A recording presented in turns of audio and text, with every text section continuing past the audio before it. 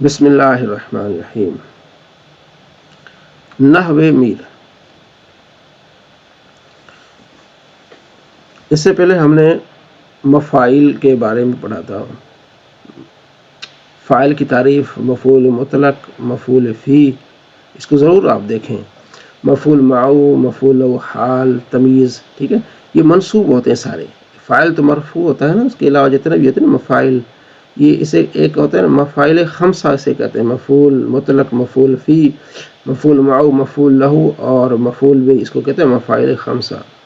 اور اس کے علاوہ جو ہے حال، تمیز اور آٹھواں ہے استثناء، یہ منصوب ہوتے ہیں۔ ٹھیک ہو گیا، یعنی 8 چیزیں منصوبات میں شامل ہوتی ہیں، تو یہاں 7 ہیں، استثناء آگے آئے گا مستثنیٰ جسے ہم کہتے ہیں، تو یہ منصوبات ہوتے ہیں۔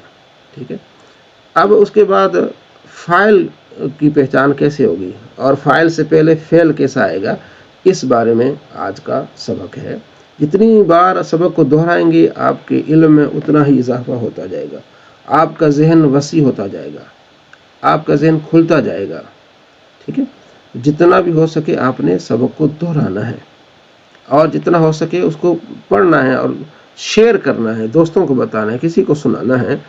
تو بعض جب پہلے علماء کے بارے میں آتا ہے کہ وہ اگر کوئی سننے والا نہ ہوتا تھا تو بکریوں کو سنا دیتے تھے، وہ بکری ادھر ادھر منہ مارتی تھی، ادھر ادھر کرتی تھی، اس کی عادت ہے، ٹھیک ہے نا، کبھی ادھر یوں کر لیا، کبھی ادھر یوں کر لیا، تو وہ کہتے اچھا تمہیں سمجھ نہیں، میں تمہیں دوبارہ سناتا ہوں۔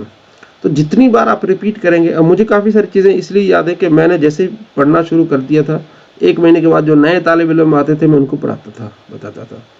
تو آپ اپنے گروپس میں ضرور حاضری لگایا کریں، سنایا کریں، ٹھیک ہے نا، سنا کریں، تو جتنا بھی ٹائم ملے، جو اللہ نے آپ کو توفیق دی ہے، ابھی بھی ماشاء اللہ آپ پڑھ رہے ہیں، بہت بڑی بات ہے کہ آپ اس میں شامل ہیں، سیکھ رہے ہیں، تو جتنا گڑ ڈالیں گے میٹھا ہوگا۔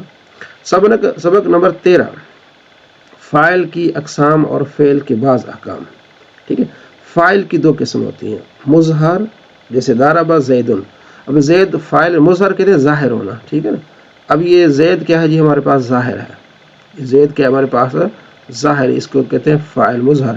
ضرب فعل، زید الفاعل، فعل اپنے فاعل سے مل کر جملہ فعلیہ خبریہ اس کو بولتے ہیں، جملہ فعلیہ خبریہ، پیچھے آپ نے پڑھا نا، فعلیہ وہ جملہ ہوگا جس کے پہلی جز فعل ہو، جملہ اسمی وہ ہوگا جس کا پہلی جز اسم ہو، جملہ فعلیہ خبریہ۔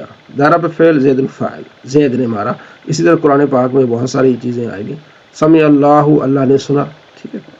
مضمر، فاعل ایک ظاہر ہوگا جیسے زید، مضمر ہوگا چھپا ہوا ہوگا، ٹھیک ہے نا۔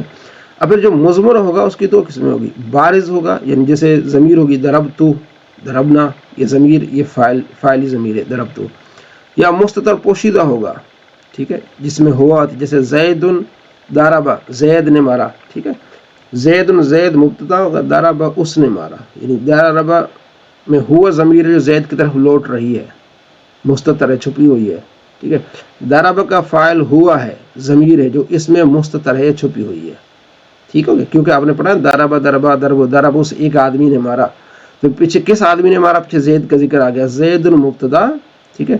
ضرب فعل، اس میں ہوا ضمیر فاعل، فعل اپنے فاعل سے مل کر جملہ فعلیہ، اوکے، یہ خبر ہو جائے گی مبتدا کی، مبتدا اپنے خبر سے مل کر جملہ اسمیہ خبریہ ہو جائے گا۔ اس کو کہتے ہیں اس طرح ترکیب، یعنی اس طرح جملے ملاتے ہیں، اس طرح پھر معنی نکالتے ہیں، یہ انشاءاللہ آپ کو آ جائے گا آہستہ آہستہ۔ یہ زید المبتدا، ضرب یہ فعل ہے، اس میں ہو ضمیر کیا ہے، فاعل ہے جو چھپی ہوئی ہے، وہ ہوا ہے، ٹھیک ہے۔ یہ تو یہ آپ نے پڑھ لیا فاعل کی 2، اس کی مظہر ظاہر ہے، پھر مضمر، اب مضمر میں یہ کو اس میں یہ تا علامت جو پیش کی یہ جو مرفوع تا ہے، ٹھیک ہے نا، یہ ہوگا، یا بالکل اس میں ضمیر ہوگی جیسے میں ضرب میں ہوا ہے، ٹھیک ہو گیا، ضربت میں ہیا ہے، ٹھیک ہے۔ تو یہ چیزیں، اچھا اب فاعل ہوگا، اس سے پہلے جو فعل ہوگا اس کی حالت کیا ہوگی، اس کی کنڈیشن کیا ہوگی، اس بارے میں آگے یہ بحث ہو رہی ہے۔ یہ دیکھیں فعل کے بعض احکام، یہ تو ہوگا فاعل، یہ تو اب دیکھ لیں کہ جہاں بھی جو فاعل ہوگا وہ مضمر ہوگا یا مظہر ہوگا، ٹھیک ہے۔ اب فعل جو فاعل سے پہلے فعل ہوگا اس کی حالت کیا ہوگی، اس بارے میں یہ بات ہو رہی ہے اب آگے۔ اگر فاعل مؤنث حقیقی ہے، یہ آپ نے پڑھا ہے نا، مؤنث حقیقی اور مؤنث غیر حقیقی آپ نے پڑھا ہے، ٹھیک ہے۔ اگر فاعل مؤنث حقیقی ہے، ٹھیک ہے جی، اس کے نیچے بھی تشریح ہے، مؤنث حقیقی آپ نے پڑھا ہے پہلے بھی، جس کے مقابلے میں نر جاندار ہو، جیسے امراتن اس کے مقابلے میں رجل، ٹھیک ہے، یہ اس کی دیکھیں 5 نمبر ہے. یہ دیکھیں مونس حقیقی وہ مونس جس کے مقابلے میں نر جاندار ہو، جس کے مقابلے میں نر جاندار ہو، یہ ہم نے پہلے بھی پڑھا ہوا ہے. ٹھیک ہو گیا. فاعل مونس حقیقی ہے، مونس حقیقی ہے، مونس ہے، اور کون سا ہے؟ حقیقی ہے، یعنی وہ جس کے مقابلے میں نر جاندار ہو. جمل، ٹھیک ہے، اونٹ، ناقتن اونٹنی، ٹھیک ہے. پہلی شکل فاعل مونس حقیقی ہو یا مونس کی ضمیر ہو، یا مونس کی ضمیر، جیسے یہ ضرب ہے نا، یا ضربت ہو، ٹھیک ہے. مونس حقیقی ہو یا مونس کی ضمیر ہو، تو ان دونوں صورتوں میں فعل کو مونس لاتے ہیں. فاعل مونس حقیقی ہو، اگر فاعل مونس حقیقی ہوگا تو فعل کیسا آئے گا یہ بتا رہے ہیں. جیسے قامت ہندن، اب ہندن یہ کیا ہے؟ عورت کا نام ہے نا، ٹھیک ہے. اب ہند اس کے بعد ایک مذکر آئے گا، تو یہ ہند کیا ہے؟ مونس حقیقی ہے. تو فاعل مونس حقیقی ہے تو فعل کے آگے مونس آئے گا، یہ بتا رہے ہیں. یا جو مونس یا مونس کی ضمیر ہے، فاعل کیا ہے؟ مونس کی ضمیر کیا ہے؟ قامت. قامت میں کیا ہیا ہے؟ ہیا وہ لوٹ رہی کس کے؟ ہندا کی طرف. جیسے ہندن قامت، ہندا کھڑی ہے. سمجھ آ گئی؟ یعنی پہلے مبتدا اس کے بعد خبر ہے، اس میں جو ضمیر ہے اس کی وہ مونس کی ضمیر ہے، تو ظاہر پھر فاعل کیا ہوگا؟ فعل کیا ہوگا؟ مونس ہی آئے گا. یہ دیکھیں ٹھیک ہو گیا. دونوں کی مثال قامت ہندن، ہندن قامت، دو جز ہو گئے. مونس حقیقی ہے یا مونس کی ضمیر ہے تو فعل کیا آ جائے گا؟ فعل مونس آئے گا. یہاں یہ بات رہی فعل کے بعض احکام. اچھا آگے، اگر فاعل اس میں ظاہر ہو، اس میں ظاہر ہو، جیسے ہم نے پیچھے پڑھا نا فاعل کی 2 قسمیں، مضمر، کیا پڑھے ہم نے؟ مضمر اور مظہر، ٹھیک ہے. اس میں مضمر سے مظہر سے یہی ظاہر. اگر فاعل اس میں ظاہر مؤنث غیر حقیقی ہو، مؤنث ہو لیکن غیر حقیقی ہو، کہ اس کے مقابلے میں نر جاندار نہیں ہے، نر جاندار نہیں ہے. جیسے یہ دیکھیں الشمس، یہ شمس جو ہے نا مؤنث ہے، غیر حقیقی ہے، کہ اس کے مقابلے میں نر جاندار نہیں، یہ مؤنث اس کو کہتے ہیں. ٹھیک ہے جی. پہلی شکل انہوں نے کیا لکھی ہے؟ اگر فاعل اس میں ظاہر مؤنث غیر حقیقی یا جمع مکسر ہے. جمع مکسر آپ نے پڑھی، جس کی واحد سلامت نہ رہے. جب واحد کی جمع بنائی جائے تو جمع کی حالت میں اس کی واحد کی جو واحد سلامت نہ رہے، جیسے رجل سے رجال.